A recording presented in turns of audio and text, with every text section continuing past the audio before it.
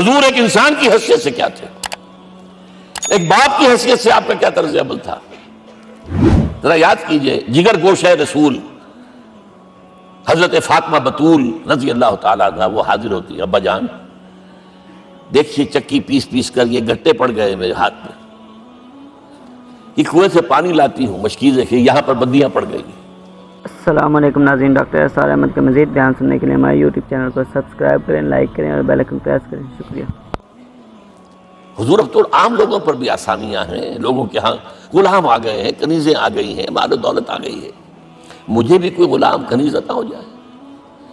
اور آپ کو معلوم ہے یہ لخت جگر نور چشم محمد کی سب سے پیاری بیٹی صلی اللہ علیہ وسلم، کوئی شک نہیں اس میں، فاطمہ، کیا بیتی ہوگی حضور کے قلب پر، لیکن فرمایا کیا بیٹی یہ دنیا کی چیزیں ہماری لیے نہیں ہیں، میں تمہیں اس سے بہتر شے دیتا ہوں۔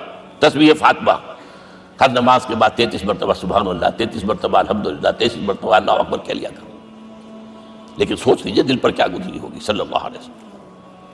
حضرت عائشہ سے پوچھئے، حضرت خدیجہ سے پوچھئے حضور کیسے شوہر تھے، آپ سے زیادہ خواتین کے حق میں نرم، گھر کے کام کا جھاڑو دے رہے ہیں، کپڑے جو ہیں بوسیدہ انہیں سی رہے، گھر میں بیٹھے ہوئے یہ کام کرتے تھے۔ بہرحال ایک بات میں آپ سے عرض کروں، آپ انسان کی جس حیثیت کا بھی ذہن میں تصور کریں گے وہ ساری حیثیتیں محمد میں موجود ہیں صلی اللہ علیہ وسلم۔ محمد حاکم کی حیثیت سے بھی ہیں، محمد سپہ سالار کی حیثیت سے بھی ہیں، محمد قاضی القضات بھی ہیں، محمد ہیڈ آف دی اسٹیٹ بھی ہیں، محمد بیویوں والے بھی ہیں، اولاد والے بھی ہیں، محمد 5 وقتہ امام بھی ہیں، جمعہ کے خطیب بھی ہیں، مدرس قرآن بھی ہیں، مربی بھی ہیں، مزکی بھی ہیں، اور ہر میدان میں بلند ترین مقام۔ کوئی ایسی جامع شخصیت ملے گی؟ ہمارے ہاں تو حال یہ ہے کہ جو خطیب صاحب ہوتے ہیں وہ 5 وقتہ نماز کیسے پڑھا سکتے ہیں؟ ان کا تو اونچا مقام ہے، 5 وقتہ نماز کے لیے تو علیحدہ چاہیے امام آپ کو، اور وہاں بھی ایک امام سینئر ہوگا وہ عشاء مغرب اور فجر پڑھائے گا، ایک جونیئر ہوگا بیچارہ وہ جو خاموش نماز ہے وہ پڑھائے گا۔ 5 وقتہ نماز پڑھا رہے ہیں محمد صلی اللہ علیہ وسلم، اور خطیب بھی وہی ہے، مربی بھی وہی ہے، مزکی بھی وہی ہے۔ ہمارے ہاں جو لوگ تزکیہ نفس کے میدان میں ہیں وہ پھر جماعت کبھی نہیں کراتے، کبھی نہیں دیکھا ہوگا آپ نے کسی صاحب کو کراتے ہوئے۔ یہ جامعیت جو ہے، جامعیت کبریٰ۔ میں صرف ایک بات کہا کرتا ہوں، ایک اعتبار سے حضور کا اسوہ نامکمل ہے۔ آپ مجھے سوء ادب کا مرتکب نہ قرار دے دیں، اسوہ کیا ہے؟ عورت کے لیے اس کی اپنی نسوانی زندگی کے لیے اسوہ آپ میں نہیں ہے، آخر نصف انسانیت ہے، اسے بھی اسوہ چاہیے۔ یہ ہے جس کی وجہ سے حضور نے شادیاں کی ہیں زیادہ۔ خواتین کے لیے اسوہ حضور کے ازواج مطہرات ہیں، اور ان میں سب سے بڑھ کر جو بالکل یوں سمجھیے کہ آغاز کے اندر نوجوانی میں آ گئی ہیں حضور کی خدمت میں، نہایت ذہین و فطین، انہوں نے پھر عورت کی زندگی کے لیے حضور کا جو طرز عمل تھا وہ انہوں نے بیان کیا نا۔ اس لیے سورہ احزاب کے اندر اس کا تذکرہ ہے، جہاں یہ آتا ہے لقد کان لکم فی رسول اللہ اسوۃ حسنہ، وہیں پر یا نساء النبی لستن کاحد من النساء، اے نبی کی بیویوں تم عام عورتوں کے مانند نہیں ہو، تمہیں تو اسوہ بننا ہے امت کے لیے۔ اب اس سے اگلا قدم میں بڑھا رہا ہوں آگے، اور اس کے ساتھ جڑ جائے گی تیسری بات۔ تیسری بات کیا ہے؟ وَنَصَرُوهُ، اس کی مدد کریں صلی اللہ علیہ وسلم۔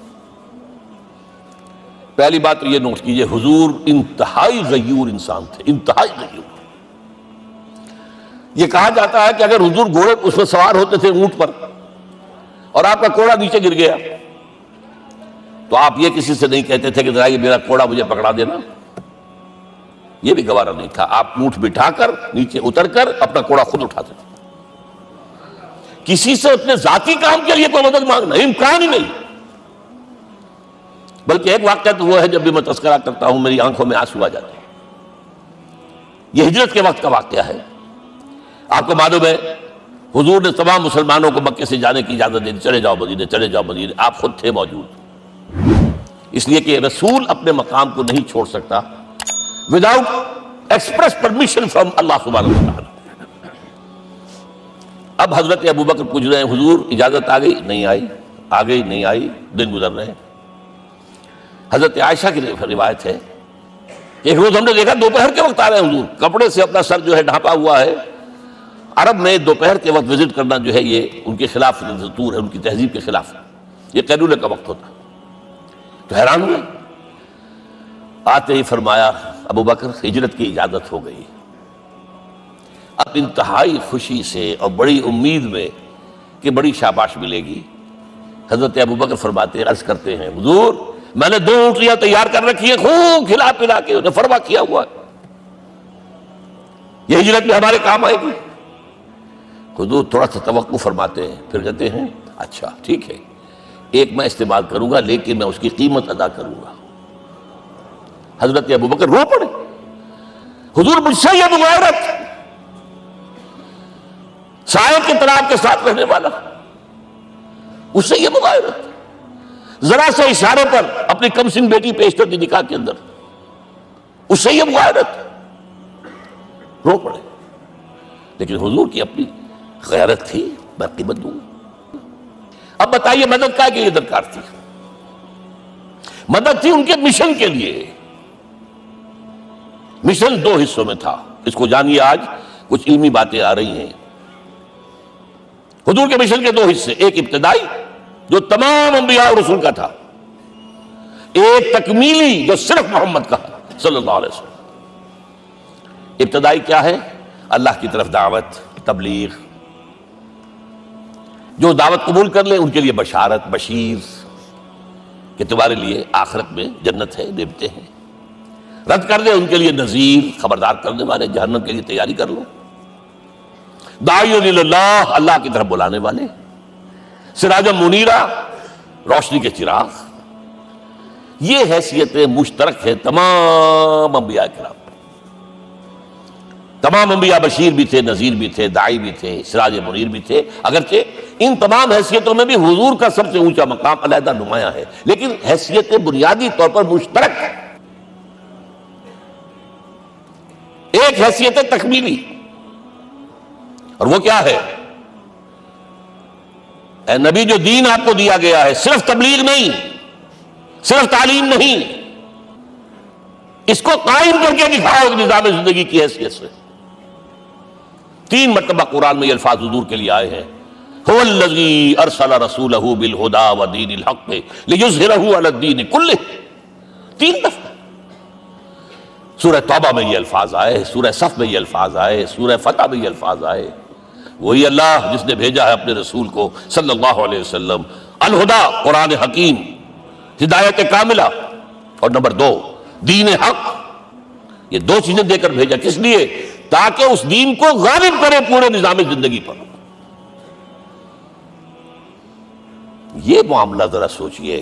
اور یہ حضور کے لیے 3 دفعہ، اور کسی اور نبی کے لیے 1 دفعہ بھی نہیں. قرآن مجید کے اس نقطے کو ذہن نشین کر لیجیے.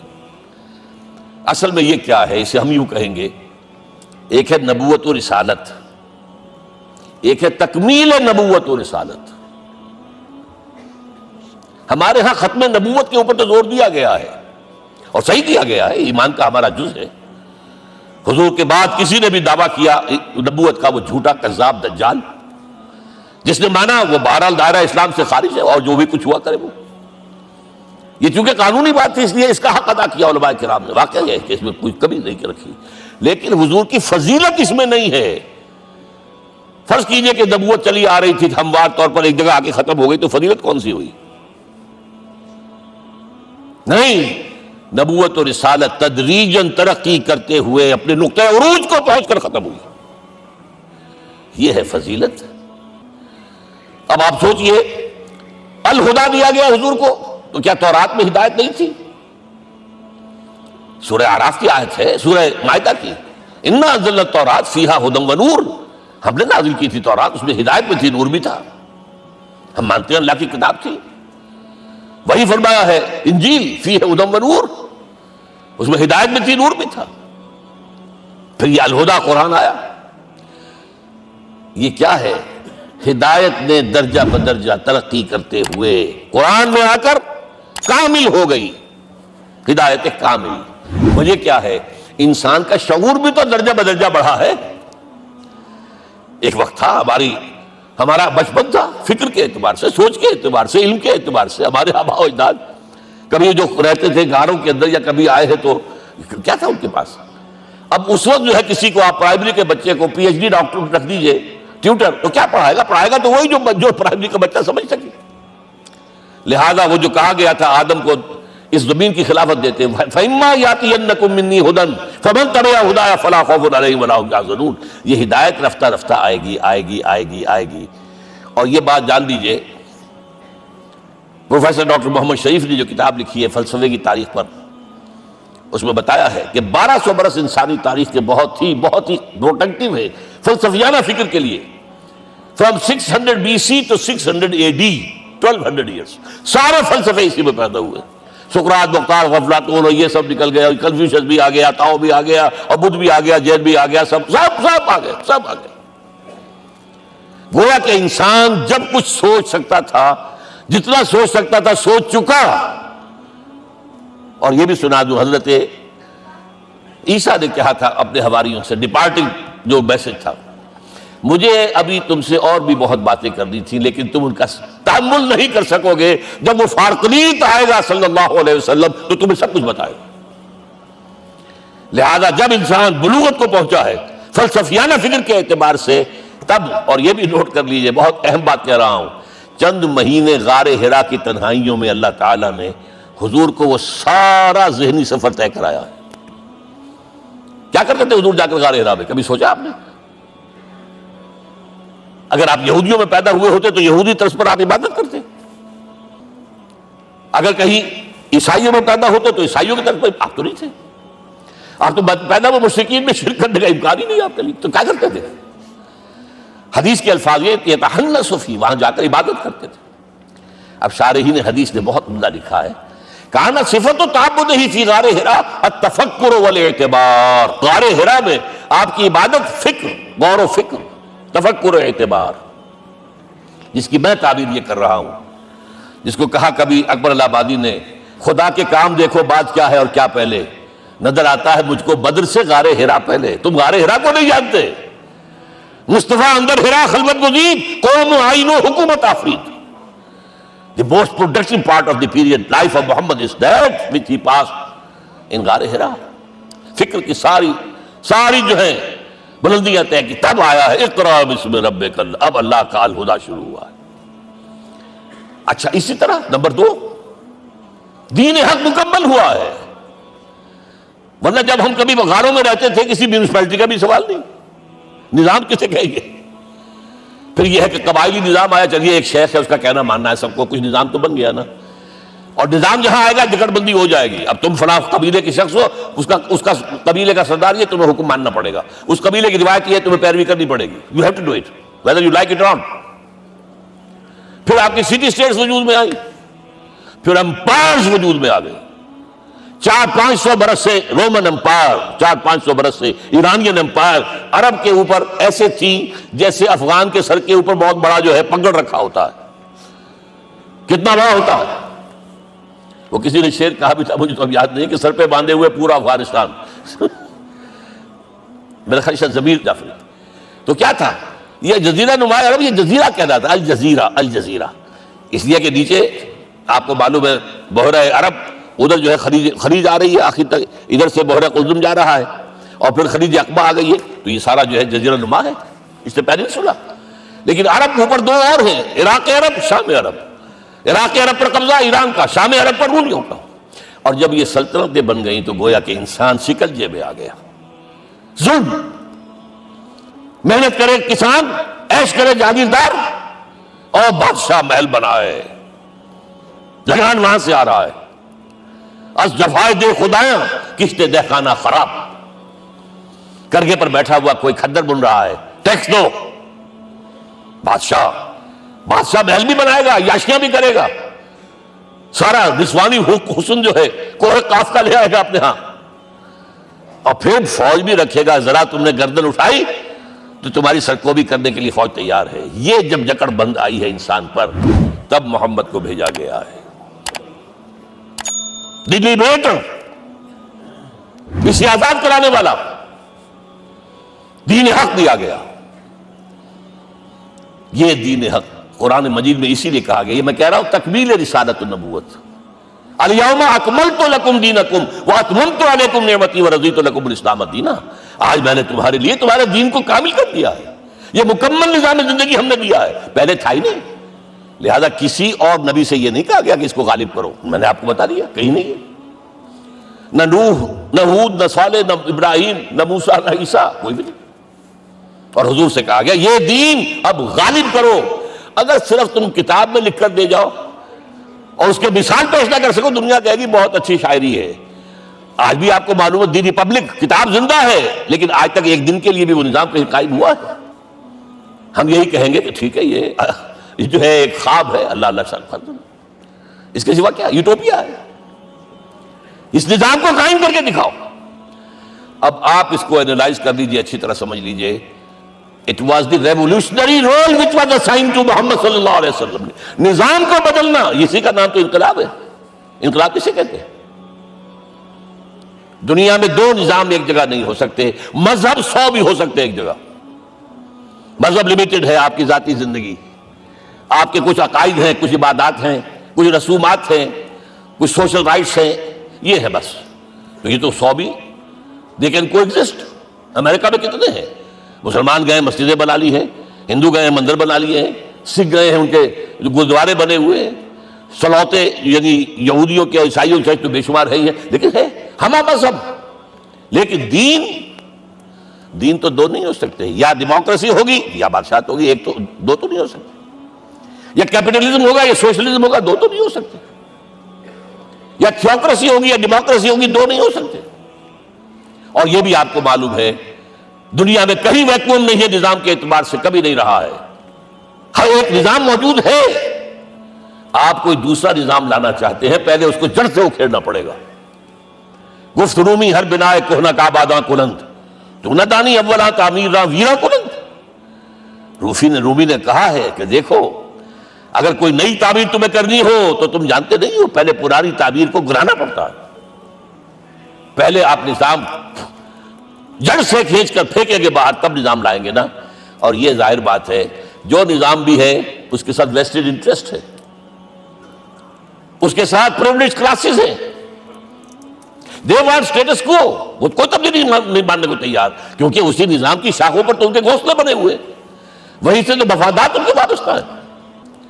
لہذا نظام جو ہے بدلنے کے لیے جانیں دینی پڑتی ہیں, خون بہانا پڑتا ہے, جان جوکھوں کا کام کرنا پڑتا ہے, اس کے بغیر نظام نہیں بدلتا.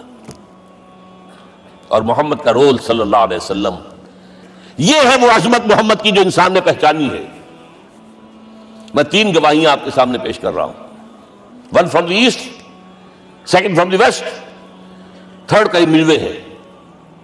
یہی لاہور 1920, یہاں ایک بریڈلا ہال ہوتا تھا. اس بریڈلا ہال میں ایم این رائے کی ایک تقریر. And who was M. N. Roy? Personal friend of Lenin, member of the Communist International. He knew what revolution is. اور اس نے ہسٹوریکل رول آف اسلام تقریر کی لاہور کے اندر 1920 میں. اور اس نے کہا تاریخ انسانی کا عظیم ترین انقلاب وہ تھا جو محمد نے برپا کیا صلی اللہ علیہ وسلم. میں تو اس کی ذہانت کی داد دیے بغیر نہیں رہا. اس نے کہا بعض مورخین یہ جو فتوحات کی ہیں صحابہ کرام نے, ان کو سمجھ بیٹھتے ہیں جیسے اٹیلا نے فتوحات کی ہیں یا چنگیز خان نے کی ہے یا کسی اور. کہاں وہ کہاں یہ, وہاں صرف تباہی آتی تھی. اور محمد صلی اللہ علیہ وسلم کے پیروکاروں نے جب دنیا فتح کی ہے, نئی تہذیب دی ہے, نیا تمدن دیا ہے, نیا نظام دیا ہے, روشنی دی ہے, علوم کو تازہ کیا ہے, علوم ایجاد کیے ہیں. یہ ہے وہ انقلاب جو محمد نے برپا کیا صلی اللہ علیہ وسلم. یہ کتاب آج بھی ہندوستان میں چھپتی ہے, بمبئی میں, دی ہسٹوریکل رول آف اسلام. اور میں سمجھتا ہوں کہ ہندو ہے, کمیونسٹ ہے اور گواہی دے رہا ہے. دوسرا, یہ تو چونکہ بڑی ریسنٹ پاسٹ کی بات ہے, ڈاکٹر مائیکل ہارٹ ایک کتاب لکھتا ہے دی 100, اور اس کا سب ٹائٹل کیا ہے, a selection and gradation of the 100 most influential personalities of the human race, human history. پوری انسانی نسل میں سے ان لوگوں کو چن لو جنہوں نے اس کی تاریخ کے دھارے کے رخ کو موڑا ہو. ادھر جا رہا تھا ادھر کر دیا, ادھر جا رہا تھا ادھر کر دیا. جن لوگوں نے بھی تاریخ کا دھارا موڑا, پہلے سلیکٹ کر لو, سلیکشن. 100 آدمی کا نام آ گئے, اب گریڈیشن, ان میں سب سے زیادہ کس نے کیا, اور ٹاپ پر لایا محمد کو صلی اللہ علیہ وسلم. یہ کتاب تو اویلیبل ہے, پڑھیے. اور چونکہ عیسائی ہیں اور حضرت عیسیٰ کو نمبر 3 پر لے گیا, غور کیجئے. نمبر 2 پر لایا نیوٹن کو, بابائے طبیعیات. اور پھر کہتا ہے naturally I owe an explanation. میں عیسائی ہوتے ہوئے I am placing Muhammad at one at top. How? This is because, یہ لفظ یاد کیجئے, this is because he is the only person supremely successful in both the religious and secular fields. ذہانت, وہ زندگی جو آج تقسیم کر دی گئی ہے, یہ مذہبی زندگی ہے, یہ سیکولر ہے, یہ ریاست ہے, قانون ہے, یہ ہے, اور اس کو علیحدہ رکھو بھائی, مذہب کو علیحدہ رکھو. وہ کہتے ہیں کہ یا تو مجھے ملتا ہے کہ وہ آدمی جو ادھر اونچا ہے تو دوسری طرف نیچا ہے, کچھ بھی نہیں. ادھر اونچا ہے تو ادھر کچھ نہیں. روحانیت میں, دین میں, اخلاق میں عیسیٰ سے اوپر کون جائے گا؟ لیکن حکومت میں, ریاست میں کوئی قدم ہی نہیں رکھا, زیرو. مذہب کتنا بڑا پیدا کر دیا گوتم بدھ نے, لیکن ریاست, حکومت زیرو. اور بڑے سے بڑے جو ہے شہنشاہ اور بڑے سے بڑے کانکرس, کوئی چلا آیا ہے. آپ سوچئے جو گریک آ رہا ہے, جو سکندر اعظم کہاں سے چل کر مقدونیہ سے کہاں پہنچ گیا, بیاس تک. اٹیلا کہاں سے پہنچ گیا, مشرق سے مغرب تک. لیکن مذہب و اخلاق کے اندر زیرو نہیں بلکہ مائنس ویلیو لانی پڑے گی. ایک ہی انسان ہے, آپ کم سے کم give credit to his honesty. ایک ہی انسان, دو ہے ہی نہیں. He is the only person supremely successful in both the religious and the secular fields. اب آئیے تیسری میں گواہی دے رہا ہوں ایک ایسے شخص کی جو ویسے شاتم رسول ہے, گالیاں دی ہیں اس نے, بدترین گالیاں دی, رقیق حملے کی, جیسے رشدی نے کیے ہیں, ایسے تسلیمہ نسرین نے کیے ہیں, سب اس طرح کے کیے ہیں. وہ ایچ جی ویلز ہے, فکشن سٹوری رائٹر, ہسٹورین بھی ہے. 2 کتابیں ہیں اس کی تاریخ پر, تاریخ انسانی عالم, short history of the world and concise history of the world. جو رقیق حملے کیے ہیں, میں اس کا ذکر نہیں, ذکر اس لیے کر دیا کہ معلوم ہے وہ دشمن ہے, دوست نہیں ہے. اگر کسی کا دوست ہوگا تو تعریف کرے گا, وہ دشمن ہے. میں اسٹیبلش کرنا چاہتا ہوں, ہی از انیمی. اور عربی زبان کا ایک مقولہ یہ ہے کہ الفضل ما شہدت بہ الاعداء, فضیلت تو وہ ہوتی ہے جس کی ایک گواہی دشمن دے. جب وہ آیا ہے concise history of the world میں, چیپٹر آخری حضور کا, جو حضور کے چیپٹر میں جو آخری بات, خطبہ حجۃ الوداع کو کوٹ کیا ہے, لا فضل لعربی علی عجمی ولا لعجمی علی عربی ولا لأحمر علی اسود ولا لأسود علی احمر الا بالتقوی. کسی عرب کو کسی عجمی پر کوئی فضیلت نہیں, کسی عجمی کو کسی عرب پر کوئی فضیلت نہیں, کسی گولے کو کسی کالے پر کوئی فضیلت نہیں, اور کسی کالے کو کسی گورے پر کوئی فضیلت نہیں. ہاں, تقوی کے ساتھ فضیلت ہے. اب ذرا میرا ایک ایک لفظ نوٹ کیجئے, کیا لکھتا ہے اس پر. Although the sermons of human freedom, fraternity and equality were said before also, and we find a lot of these sermons in Jesus of Nazareth, مسیح ناصری حضرت عیسیٰ علیہ السلام کے ہاں بھی واعظ تو ہمیں بہت ملتے ہیں, but it must be accepted that it was Muhammad صلی اللہ علیہ وسلم who for the first time in history established a society based on these principles. انسانی حریت, اخوت, مساوات, اس کے واعظ کہنے تو بہت آسان ہے, تقریریں کرنی تو بہت آسان ہے, لیکن ان ویلیوز کو باقاعدہ اسٹیبلش کرنا ایک سوسائٹی میں ماننا پڑتا ہے. یہ اسے دینا پڑا ہے کریڈٹ جو بھی ہے. لیکن ایک بات نوٹ کر لیں, مبادہ کہیں آپ میرے بارے میں سوء ظن ہو جائے, تازہ ایڈیشن جو اب اویلیبل ہے اس میں سے یہ نکال دیے گئے ہیں. آج کے جو ان کے ایڈیٹرز ہیں ان کے حلق سے نیچے نہیں اتر رہے. اتنی بڑی حقیقت. آپ پنجاب لائبریری یا پبلک لائبریری سے جا کے پرانا ایڈیشن لیجئے, concise history of the world کے اندر آپ کو یہ الفاظ مل جائیں گے. Although the sermons of human fraternity, freedom and equality were said before also, and we have a lot of these sermons in Jesus of Nazareth, but it must be accepted that it was Muhammad sallallahu alaihi wasallam who for the first time in history established a society based on these principles. اب یہ جو mission میں نے آپ کے سامنے رکھا، ایک بنیادی مشن قرآن کی تبلیغ کرو، تبلیغ کرو، تبلیغ کرو، تبلیغ کرو۔ یا ایھا رسول بلغ ما انزل الیک من ربک وان لم تفعل فما بلغت رسالتہ۔ نمبر 2، جو دین حق دیا اسے غالب کرو، قائم کرو، نافذ کرو، اس کی مثال پیش کرو دنیا کے سامنے۔ ان دونوں میں مدد درکار تھی محمد الرسول اللہ کو۔ جیسے حضرت مسیح نے کہا تھا، وَإِذْ قَالَ عِيسَىٰ ابْنُ مَرْيَمَ لِلْحَوَارِيِّينَ مَنْ أَنصَارِي إِلَى اللَّهِ، کون ہے میرا مددگار اللہ کی راہ میں؟ جیسے کہ اللہ فرماتے سورہ حدید میں، بڑی پیاری آیت ہے، بڑی ریولوشنری آیت ہے، بلکہ میں لفظ استعمال بڑی ننگی انقلابی آیت ہے قرآن مجید کی۔ اتنا صاف اللہ تعالیٰ ہی سچ بول سکتا ہے، کوئی اور تو ضرور کہیں نہ کہ اس کے اوپر کوئی کپڑا ڈال کے بات کرے گا۔ آیت نمبر 25 آف سورۃ الحدید، لقد ارسلنا رسلنا بالبینات، ہم نے اپنے رسولوں کو بھیجا واضح نشانیوں کے ساتھ، معجزات کے ساتھ۔ وانزلنا معهم الکتاب والمیزان، ان کے ساتھ کتاب اتاری، شریعت اتاری، میزان اتاری، نظام اتارا۔ لِیَقُومَ النَّاسُ بِالْقِسْطِ، تاکہ لوگ عدل پر قائم ہوں۔ اس لیے کتاب کیوں بھیجی، رسول کیوں بھیجے، نبی کیوں بھیجے، وحی کیوں بھیجی؟ تاکہ لوگ عدل پر قائم ہوں۔ یہ اس سے بڑی آیت کوئی ہوگی؟ عدل اجتماعی، سوشل جسٹس۔ اب اگلا ٹکڑا پڑھیے، وَأَنزَلْنَا الْحَدِيدَ، ہم نے لوہا بھی اتارا ہے، فیہ باس شدید، اس سے اسلحہ بنتا ہے، جنگی قوت ہے۔ وَلِيَعْلَمَ اللَّهُ مَن يَنصُرُهُ وَرُسُلَهُ بِالْغَيْبِ، اور اللہ دیکھ لینا چاہتا ہے کون ہے اس کے وفادار بندے جو لوہے کی طاقت کو ہاتھ میں لے کر اللہ اور اس کے رسول کی مدد کرتے ہیں۔ دین اللہ کا، اسے قائم کرنا اللہ کی مدد ہے، اسے قائم کرنا محمد کا فرض ہے، اس کے جد و جہد کرنا محمد کی مدد ہے صلی اللہ علیہ وسلم۔ یہ تھی نصرت، اور یہ نصرت آپ کو معلوم ہے حضور کی زندگی میں صحابہ کرام نے کی ہے کہ نہیں کی؟ جو شخص ایمان لایا فوراً داعی بن گیا، فوراً۔